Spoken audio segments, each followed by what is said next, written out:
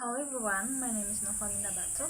Today I will present a segment by Miss Kala about my topic is the power of positive thinking.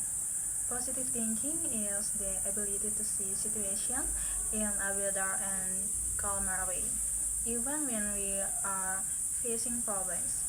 With positive thinking, we can find solution more easily. A calm mind help us make better decisions.